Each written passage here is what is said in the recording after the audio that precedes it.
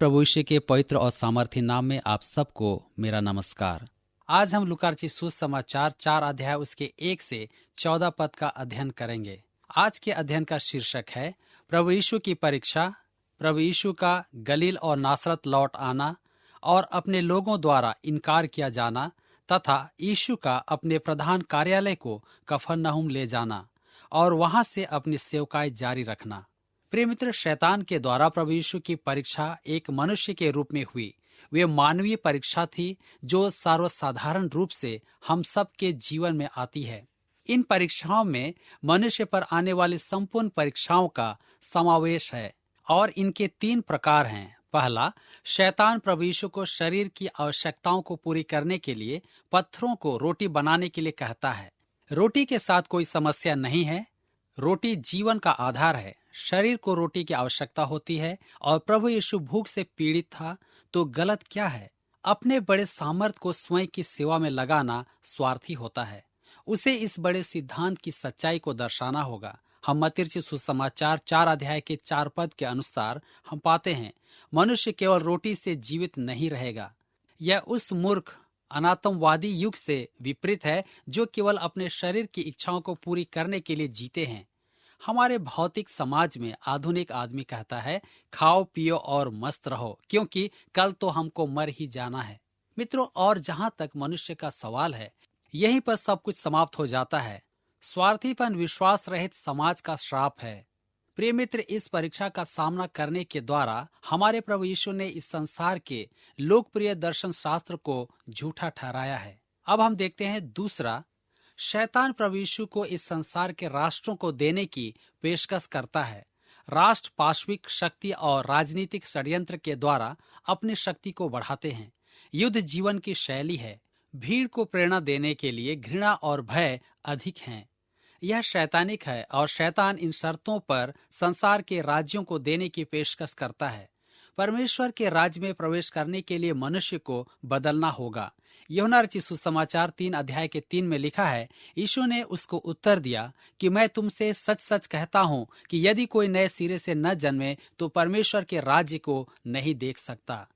मत्ती रचित सुसमाचार 4 अध्याय के 10 के अनुसार प्रभु यीशु के उत्तर में अंतिम स्थिति का संकेत है कि तू प्रभु अपने परमेश्वर को दंडवत कर और केवल उसी की उपासना कर।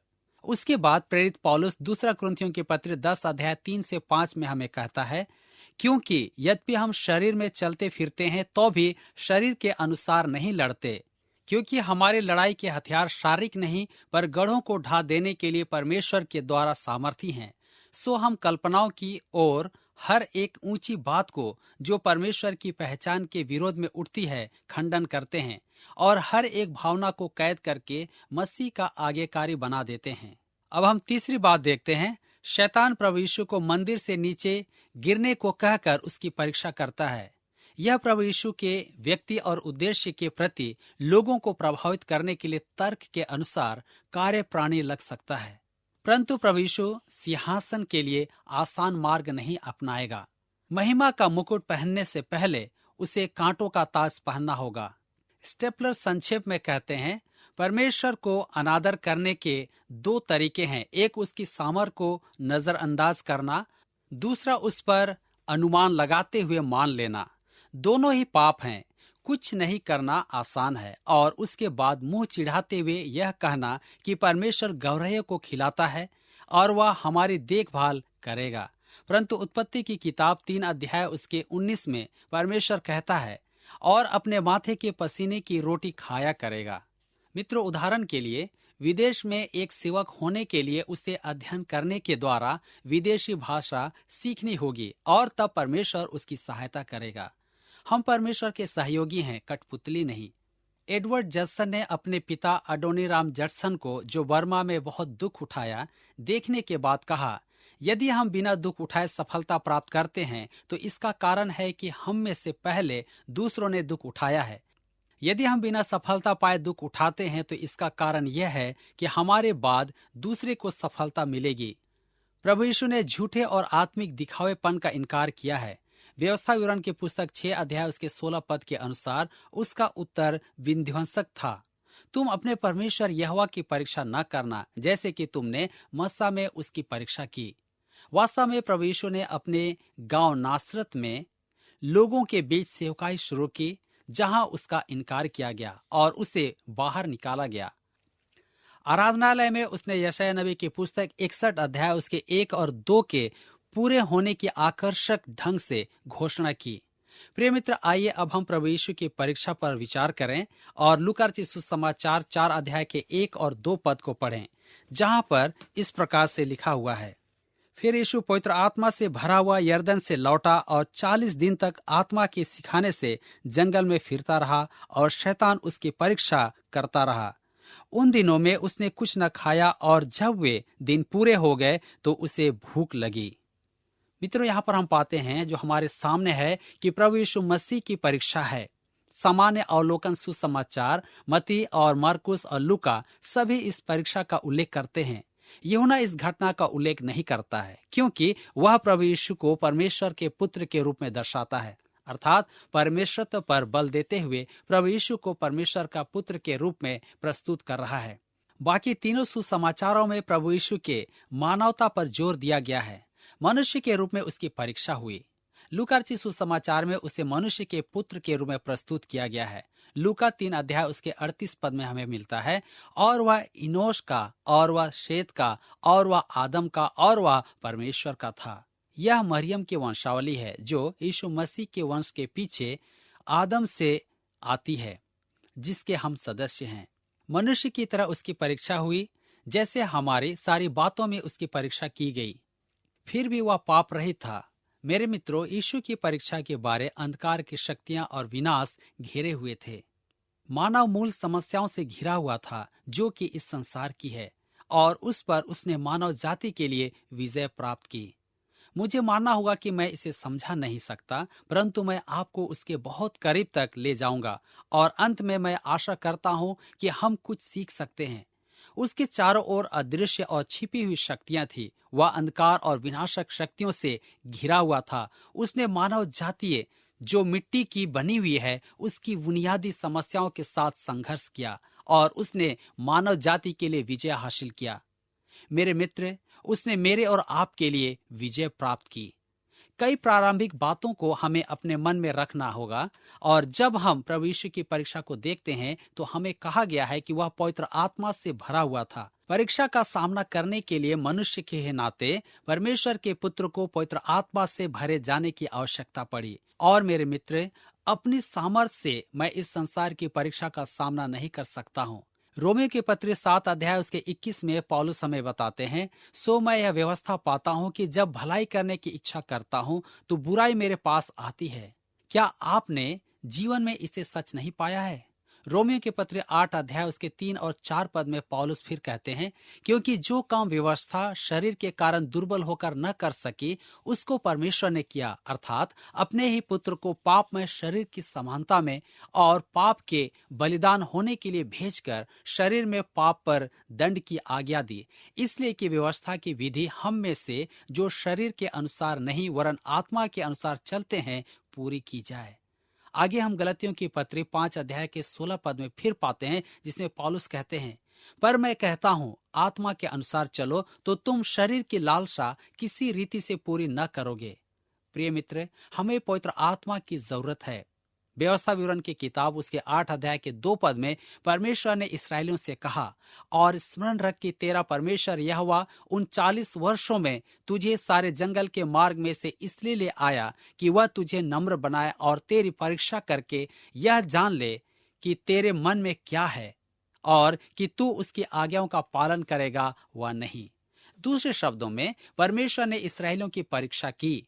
परमेश्वर बुरी बातों से किसी की परीक्षा नहीं करता है। हमें कहा गया है कि प्रभु यीशु की परीक्षा के पहले वह पवित्र आत्मा की अगुवाई में होकर जंगल में चला। मार्कुस कहता है कि वो भेजा गया। दूसरे शब्दों में, प्रभु यीशु ने परीक्षा की खोज नहीं की। यहाँ तक कि लूका 22 अध्याय उसके 42 में प्रभु यीशु ने गतसेमनी बाग में प्रार्थना किया और कहा, इस कटोरी को मेरे सामने से हटा ले। मेरे प्रिय मित्र, प्रभु यीशु की परीक्षा 40 दिनों के बाद शुरू नहीं हुई। वस्तुतः लूका हमें बता रहे हैं कि परीक्षा के बाद उसे भूख लगी पूरे 40 दिन के दौरान। शैतान ने प्रभु यीशु की परीक्षा की। जंगल में परीक्षा के बाद भी शैतान ने प्रभु यीशु की परीक्षा करना नहीं छोड़ा। गतसमनी बगीचे में शैतान का यह दूसरा भीषण आक्रमण था। इस अध्याय के 13 पद में लूका हमें बताता है, जब शैतान परीक्षा कर चुका तब कुछ समय के लिए उसके पास से चला गया। मित्रों, यहाँ पर ध्यान दें, कुछ और बात हमें समझने की जरूरत है कि शैतान एक व्यक्ति है। मैं समझता हूं कि 30% से 90% सेवक कहते हैं कि वह एक व्यक्ति नहीं है। यद्यपि धर्मशास्त्र स्पष्ट रूप से हमें बताती है कि शैतान एक व्यक्ति है। जब उसने प्रभु यीशु की परीक्षा की तो क्या वह शारीरिक रूप में आया, क्या वह आत्मा के रूप में आया, या क्या वह ज्योति दूत के रूप में आया? बाइबल हमें बताती है कि उसने आमने सामने उसका सामना किया। हमें समझने की जरूरत है कि शैतान धूर्त है। पहला पत्रस 5 अध्याय उसका 8 पद, दूसरा कुरिन्थियों 11 अध्याय के 14 पद के अनुसार एक समय वह एक गरजने वाले सिंह की नाई खोज में रहता है कि किसको फाड़ खाए, और दूसरे समय वह एक ज्योतिर्मय स्वर्गदूत के समान है। यदि संभव होता तो चुने हुओं को भी भरमा देता। मेरे मित्र, प्रभु यीशु की परीक्षा का अर्थ क्या है? परीक्षा शब्द का दोहरा अर्थ है। परीक्षा करने का अर्थ बहकाना और बुराई के लिए उकसाना है, और इसका अर्थ है पथ भ्रष्ट करना। यदि एक व्यक्ति को बुराई के लिए पथ भ्रष्ट किया जा सकता है तो इसका अर्थ है उस व्यक्ति में कुछ है जो उसे समर्पण करने के लिए प्रेरित करता है। जब तक व्यक्ति कुछ उसे समर्पण करने के लिए प्रेरित नहीं करता तो यह परीक्षा नहीं होती। यद्यपि हमारे प्रभु यीशु में यह बात सच नहीं था। यूहन्ना रचित सुसमाचार 14 अध्याय के 30 पद में वह कह सका, मैं अब से तुम्हारे साथ और बातें नहीं करूंगा, क्योंकि इस संसार का सरदार आता है और मुझ में उसका कुछ नहीं। मेरे मित्र, मैं आपके बारे में नहीं जानता हूं, परंतु जब भी वह मेरे पास आता है वह हमेशा अपने पैर रखने के लिए जगह पाता है। इब्रानियों के पत्र 7 अध्याय के 26 पद के अनुसार हमारा प्रभु पवित्र है, निष्कपट, निर्मल और पापियों से अलग था। प्रभु यीशु की परीक्षा बुराई के लिए परीक्षा नहीं थी। उसके बाद परीक्षा शब्द का इस्तेमाल दूसरे तरीके से किया गया, जिसे हम उत्पत्ति 22 अध्याय के 1 में हम पाते हैं। परमेश्वर ने अब्राहम की परीक्षा की। इसमें परमेश्वर ने अब्राहम की परीक्षा की। परमेश्वर ने इस्राएलियों को जंगल में 40 वर्ष तक परखा या परीक्षा की। यह सवाल खड़ा करता है, क्या प्रभु यीशु मसीह परीक्षा में गिर सकता था? नहीं, प्रभु यीशु नहीं गिर सकता था। तब क्या यह परीक्षा वैध थी? यह एक परख थी। सभी नई चीजों को परखा जाता है। उदाहरण के लिए टायर और मोटर गाड़ी को परखा जाता है। निर्माता दूरदर्शन में आपको नई कार दिखाता है और इसे कच्ची सड़क में या उबड़ खबड़ सड़क पर चलाकर आपको दिखाया जाता है कि गाड़ी कितनी मजबूत है। सब कुछ परखा जाता है, और अगर कोई सामान टूट जाता है तो यह निर्माता कंपनी के लिए लज्जा की बात होती है। प्रभु यीशु मसीह नहीं गिर सकता था, सो क्या यह वैध था? हाँ था, और मुझे एक साधारण कहानी के द्वारा इसका उदाहरण देने दीजिए। विदेश के पश्चिम टेक्सास में एक नदी के 2 मुहाने रहते हैं। नदी में पतली लकड़ी के लगे कांटे में जंग लगने के लिए भी पर्याप्त पानी नहीं रहता था। यहाँ एक सूखी नदी थी।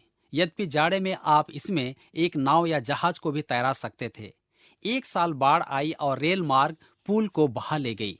तुरंत संता के रेल मार्ग के कार्यकर्ताओं ने नया पुल बनाने के लिए वहां पर पहल की। जब पुल पूरा हुआ तो उन्होंने पुल पर 2 रेलवे इंजन रखे और दोनों को एक शहर से जोड़ा। इस छोटे शहर में एक साथ 2 इंजन की सीटी बजते हुए लोगों ने कभी नहीं सुना था। सो हर एक आदमी पुल के पास दौड़ आया। वहां पर 27 लोग थे। भीड़ में से एक बहादुर आदमी ने पूछा, आप लोग क्या कर रहे हैं? इंजीनियर ने उत्तर दिया, हम लोग पुल को परख रहे हैं। जवान आदमी ने पूछा, क्या आप सोचते हैं कि यह टूट जाएगा? इंजीनियर ने लगभग व्यंग करते हुए कहा, यह नहीं टूटेगा। जवान ने आश्चर्य के साथ पूछा, यदि आप जानते हैं कि यह नहीं टूटेगा तो आप इंजनों को पुल में क्यों रख रहे हैं? इंजीनियर ने कहा, प्रमाणित करने के लिए कि यह नहीं टूटेगा। मेरे मित्र, प्रभु यीशु की परीक्षा भी इसी तरह की थी। उसने हमें दिखाया, जिसे हम इब्रानियों के पत्र 7 अध्याय 25 और 26 पद में पाते हैं, जो हमारा एक उद्धार करता है, जो पवित्र, निष्कपट, निर्मल, पापियों से अलग है। जो उसके द्वारा परमेश्वर के पास आते हैं वह उनका पूरा पूरा उद्धार कर सकता है। प्रभु यीशु मसीह की परीक्षा इस तरह से हुई कि हमारी परीक्षा उस तरह से कभी नहीं हुई है। जब हमारी परीक्षा होती है तो हमेशा एक टूटने का बिंदु या सीमा होती है। जब हम टूटने की सीमा तक पहुंचते हैं तो हम टूट जाते हैं और उसके बाद दबाव को हटाया जाता है। प्रभु यीशु मसीह से दबाव को कभी भी नहीं हटाया गया। उसकी परीक्षा 3 प्रकार की थी, शारीरिक, मानसिक और आत्मिक। प्रभु यीशु की परीक्षा शारीरिक क्षेत्र में हुई। हम लूका 4 अध्याय के 3 पद में पढ़ते हैं, लिखा है, और शैतान ने उससे कहा, यदि तू परमेश्वर का पुत्र है तो इस पत्थर से कह कि रोटी बन जाए।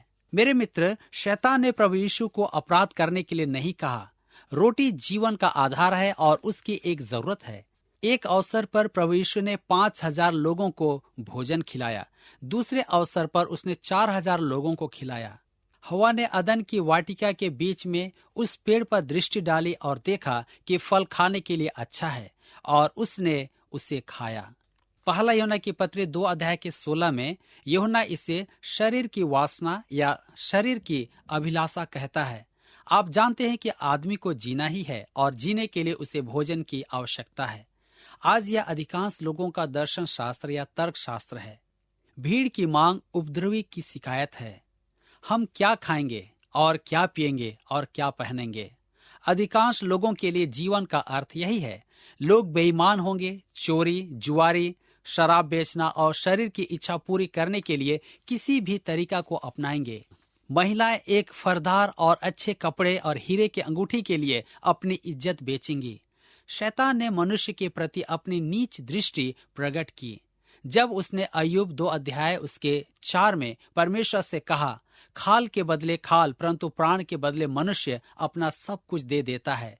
यह सच नहीं है, क्योंकि अय्यूब ने समर्पण नहीं किया और प्रभु यीशु मसीह ने शैतान को हराने के लिए आत्मा की तलवार, जो परमेश्वर का वचन है, का इस्तेमाल किया। हम लूका 4 अध्याय के 4 पद में पढ़ते हैं, लिखा है, यीशु ने उसे उत्तर दिया कि लिखा है, मनुष्य केवल रोटी से जीवित न रहेगा। प्रिय मित्र, हम यहाँ पर पाते हैं कि इस परीक्षा का संबंध उससे था जिसे यूहन्ना आंखों की अभिलाषा कहता है। अदन की वाटिका में हवा ने उस पेड़ के फल पर दृष्टि डाली और देखा कि वो देखने के लिए अच्छा है।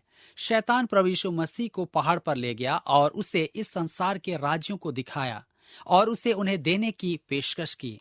संसार के राज्य में महान रोमन साम्राज्य शामिल था, परंतु प्रभु यीशु क्रूस के मार्ग द्वारा सिंहासन के रास्ते पर जा रहा था। शैतान कह रहा था, क्रूस को छोड़ दो। पहला कुरिन्थियों 1 अध्याय उसके 18 में पौलुस कहता है, नाश होने वालों के लिए निकट क्रूस की कथा मूर्खता है।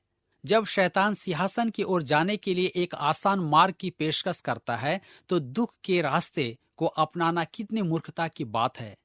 प्रिय मित्र, मुझे कुछ कहने दीजिए जो आपको कुछ धक्का पहुंचा सकता है। यीशु मसीह के बिना इस पृथ्वी पर राज्य बनाना और उसे पाने की कोशिश करना शैतानी है। केवल 2 ही शासक हैं, प्रभु यीशु मसीह और शैतान। यदि आप यीशु का आदर नहीं करते हैं तो आपको शैतान का आदर करना पड़ेगा। पहला कुरिन्थियों 2 अध्याय के 2 में पौलुस ने कहा, क्योंकि मैंने यह ठान लिया था कि तुम्हारे बीच यीशु मसीह वरन क्रूस पर चढ़ाए हुए मसीह को छोड़ और किसी बात को न जानो।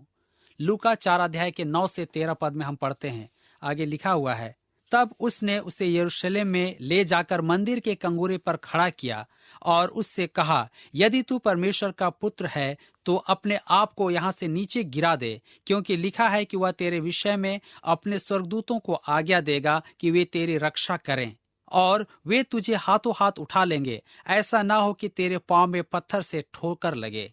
यीशु ने उसे उत्तर दिया, यह भी कहा गया है कि प्रभु अपने परमेश्वर की परीक्षा न करना। जब शैतान सब परीक्षा कर चुका तब कुछ समय के लिए उसके पास से चला गया। मित्रों, हम देखते हैं कि हवा ने अदन की वाटिका के बीच में पेड़ के फल की अभिलाषा की, क्योंकि वो किसी को बुद्धिमान बना सकता था। पहला यूहन्ना 2 अध्याय के 16 में यूहन्ना इसे जीवन का घमंड की परीक्षा कहता है। यह आत्मा और विश्वास के क्षेत्र की बात है। शैतान चाहता था कि यीशु मसीह प्रदर्शन करे कि वह परमेश्वर का पुत्र है। प्रदर्शन करो अर्थात साबित करो, तब लोग तुम्हें ग्रहण करेंगे। यह विश्वास नहीं था, यह अनुमान लगाना था। यह परमेश्वर का अनुमान लगाना था। विश्वास शांति में रहकर परमेश्वर की बाट जोहना और उसकी इच्छा पर चलना है।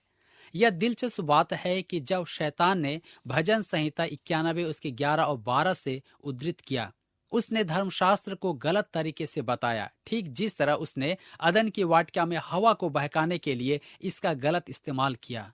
प्रिय मित्र, यीशु मसीह की परीक्षा क्यों हुई? यह दिखाने के लिए कि मेरा और आपका एक निष्पाप उद्धार करता है।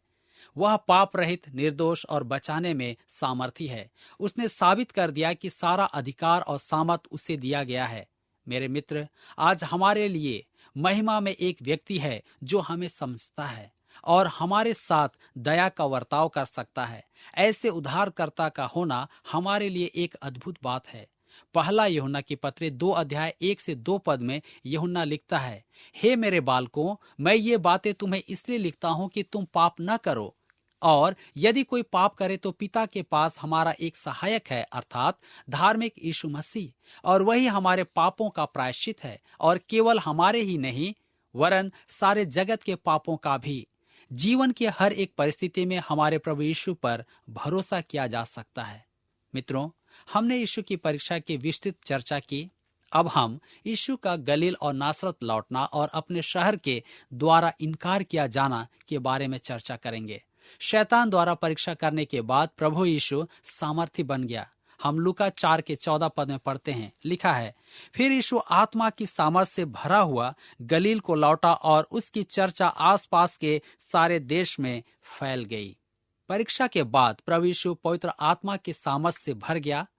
किसी भी व्यक्ति के लिए परीक्षा इन दोनों में से एक का होना निश्चित है। या तो वह मजबूत होगा या कमजोर होगा। यह एक सेना प्रशिक्षण शिविर की तरह है जो आपको बनाएगा या तोड़ेगा। वास्तव में सेना के बारे में यह सही है या गलत मैं नहीं जानता, लेकिन फिर भी यह मैं जानता हूँ कि दुख और परीक्षा या तो आपको अच्छा बनाएगी या आपको कड़वाहट से भर देगी, आपको नम्र बनाएगी या कठोर करेगी। यह एक पुराना उदाहरण है जो कहता है कि वही सूर्य मोम को पिघलाता है लेकिन गीली मिट्टी के बर्तन को कड़ा करता है।